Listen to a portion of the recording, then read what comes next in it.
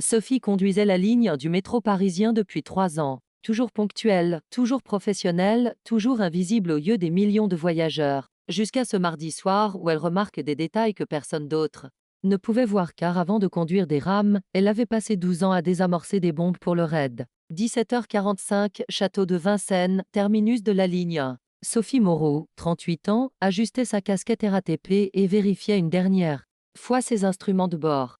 Cheveux bruns tirés en queue de cheval, uniforme impeccable, gestes précis et méthodiques. Rame 2847 en position, prête pour le départ, annonçait-elle dans son micro. La ligne, automatisée, mais avec conducteur de sécurité. 25 stations. Du château de Vincennes à la Défense, traversant tout Paris. 725 000 voyageurs par jour. L'artère principale de la capitale. Pour les millions de Parisiens qui l'empruntaient quotidiennement, Sophie était invisible, juste une voix dans les haut-parleurs annonçant les stations. Bienvenue dans Récits extraordinaires. Avant de découvrir cette histoire incroyable de vigilance et de courage silencieux, dites-nous dans les commentaires de quelle ville vous regardez cette vidéo aujourd'hui. Et si vous croyez que nos héros du quotidien veillent sur nous sans qu'on le sache, abonnez-vous pour découvrir ces récits qui vont vous émouvoir. Sophie travaillait pour la RATP depuis exactement 3 ans, 1 mois et 12 jours.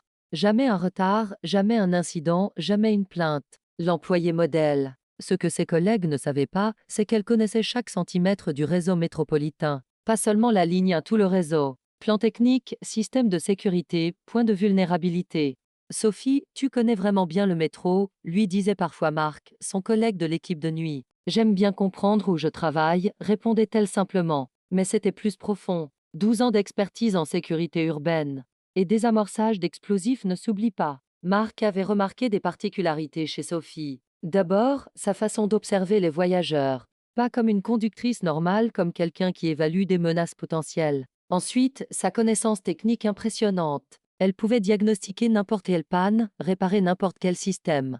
Formation d'ingénieur avant la RATP, expliquait-elle. Sophie, comment tu fais pour repérer les problèmes avant même qu'ils surviennent? Expérience, souriait-elle. Mais Marc avait vu ses mains. Pas des mains d'ingénieur civil, des mains qui avaient manipulé des équipements délicats sous pression. Chaque matin à 5h30, avant sa prise de service, Sophie s'entraînait. Ma séance de sport, disait-elle. Mais elle revenait parfois avec des ecchymoses qu'elle cachait sous son uniforme. En réalité, elle maintenait sa forme dans un club de combat du 20e arrondissement. Technique de désarmement, combat rapproché. Gestion de stress extrême. Bonjour Sophie, la saluait son instructeur, ancien GIGN. Bonjour Antoine. Simulation de désamorçage sous pression aujourd'hui. Elle s'entraînait encore comme si sa vie en dépendait, parce qu'elle savait que peut-être, un jour, Sophie avait des automatismes que ses collègues ne comprenaient pas. Elle scannait automatiquement chaque voyageur suspect, mémorisait les comportements inhabituels, repérait les objets abandonnés. Un jour, elle avait fait évacuer une rame entière pour un sac suspect.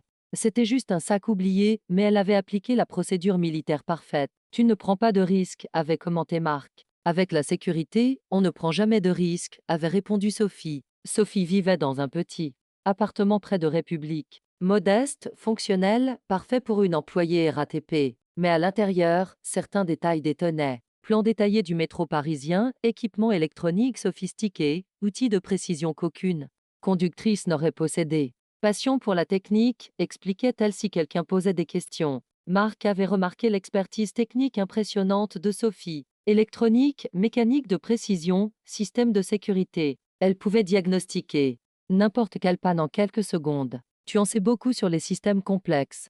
J'ai étudié l'ingénierie avant, répondait-elle vaguement, mais elle manipulait les circuits électroniques comme quelqu'un habitué aux dispositifs explosifs improvisés. Sophie connaissait par cœur tous les protocoles de sécurité, toutes les procédures d'évacuation, tous les points sensibles du réseau.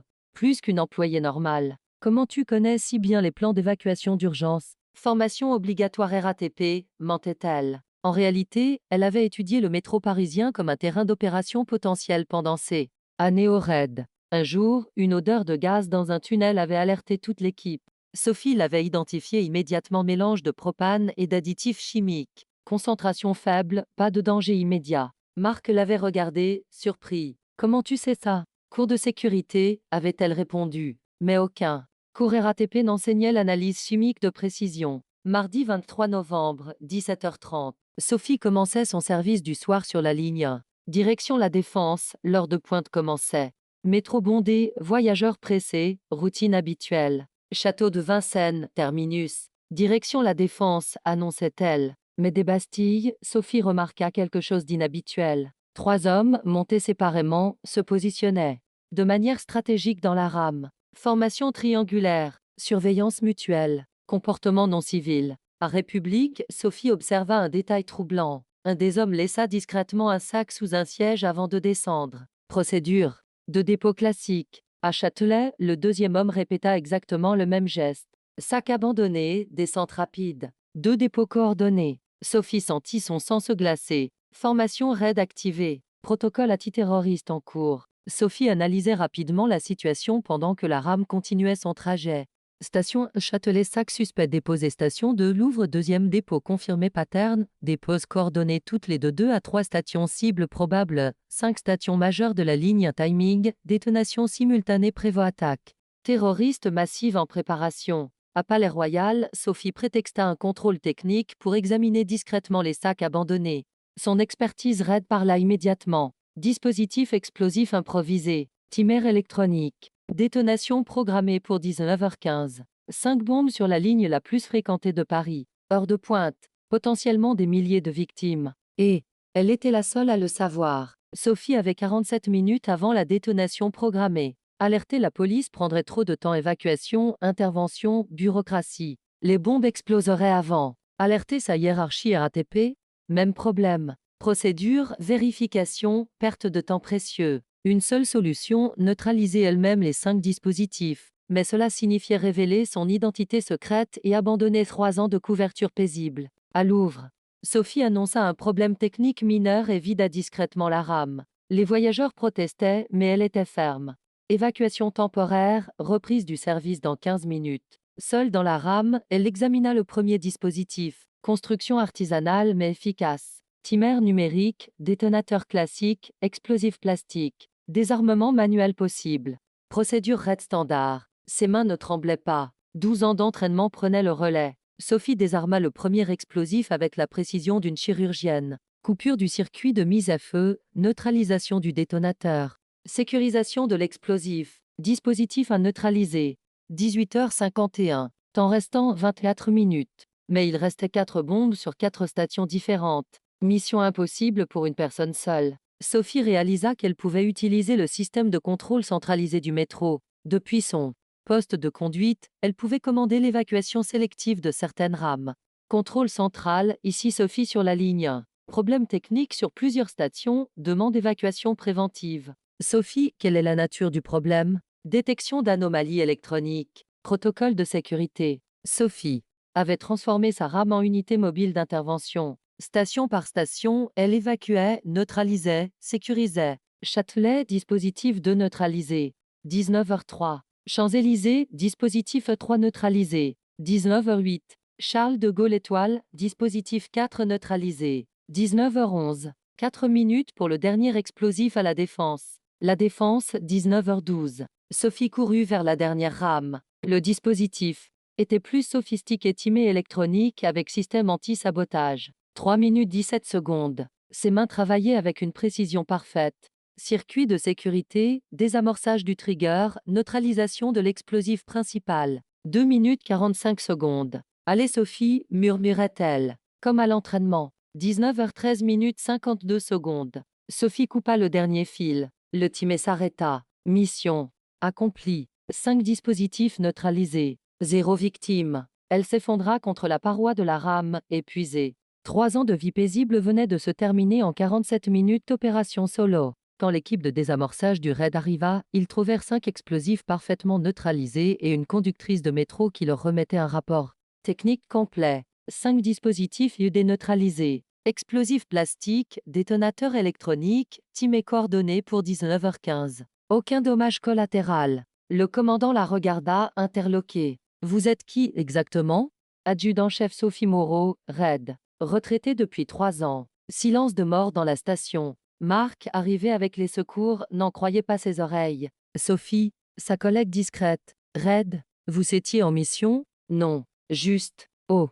Bon endroit au bon moment. L'enquête révéla l'incroyable parcours de Sophie. spécialiste en désamorçage d'explosifs, 12 ans au RAID, plus de 200 interventions réussies, retraitée à 35 ans pour épuisement professionnel. Pourquoi être devenue conductrice de métro demanda Marc. Parce qu'après 12 ans à empêcher des explosions, j'avais envie de juste faire rouler les trains. Sophie avait quitté le RAID à 35 ans, usée par la pression constante et les risques permanents. Conduire des métros lui offrait ce qu'elle cherchait, servir le public autrement, dans la tranquillité du quotidien. Chaque voyageur arrivé à destination était une petite victoire paisible, expliquait-elle.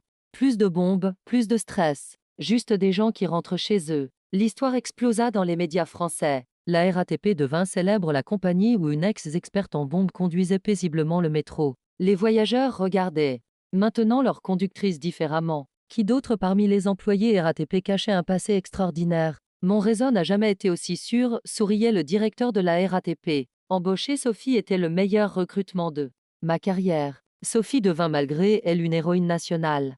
Médaille, interview, proposition de retour au RAID. Mais elle refusa tout. Je veux juste continuer à conduire mes rames, disait-elle simplement. Vous ne retournez pas au RAID demanda un journaliste de France 2. Non, j'ai trouvé ma vraie mission ici. Protéger en urgence, c'est bien. Servir au quotidien, c'est mieux. Le ministère de l'Intérieur lui proposa un poste de consultante en sécurité des transports. Elle accepta à temps partiel. Savez-vous ce que j'ai appris en 12 ans au RAID confia Sophie à Marc. Que la vraie sécurité, ce n'est pas de désamorcer des bombes, c'est d'empêcher qu'elles soient posées. Et maintenant? Maintenant, je veille sur mes voyageurs. Différemment, mais je veille. Sophie continua à conduire la ligne 1, mais avec une mission élargie. Elle forma discrètement ses collègues aux signes de danger, aux procédures d'urgence. Mes voyageurs, disait-elle en parlant des usagers, ils ne savent pas qu'ils sont protégés. Et c'est très bien comme ça. L'histoire de Sophie devint légendaire dans les transports parisiens. La conductrice qui avait sauvé Paris sans que personne s'en aperçoive. L'héroïne du quotidien qui préférait l'anonymat à la gloire. Regrettez-vous votre révélation demanda Marc. Non. Maintenant mes voyageurs sont vraiment en sécurité. Et moi, je peux dormir tranquille. Sophie devint consultante officieuse. En sécurité pour toute la RATP. Elle analysait les vulnérabilités, formait les équipes, préparait les protocoles d'urgence. Ma mission maintenant, expliquait-elle, c'est de faire du métro parisien l'endroit le plus sûr du monde. Pas avec des armes, mais avec de la vigilance. 2 ans plus tard, Sophie conduisait toujours la ligne 1. Mais le métro parisien n'avait plus jamais eu d'incident de sécurité majeur. Au final, confiait-elle, j'ai découvert que protéger les gens, c'est ma vraie vocation. Que ce soit avec des outils de désamorçage ou avec un volant de métro. Les voyageurs parisiens ne le savaient pas, mais ils voyageaient sous la protection silencieuse d'une héroïne qui avait choisi l'ombre plutôt que la lumière. Alors je vous demande, qui veille sur vous sans que vous le sachiez? Votre conducteur de bus, votre agent de sécurité, votre voisin. Quel gardien invisible protège votre quotidien? Partagez dans les commentaires l'histoire de quelqu'un qui vous a protégé sans que vous le réalisiez. Car ici sur Récits extraordinaires, nous croyons que les vrais héros ne cherchent pas la reconnaissance, ils cherchent juste à vous ramener chez vous en sécurité. Avertissement, cette histoire est une dramatisation fictive créée à des fins de divertissement. Toute ressemblance avec des personnes réelles serait purement fortuite.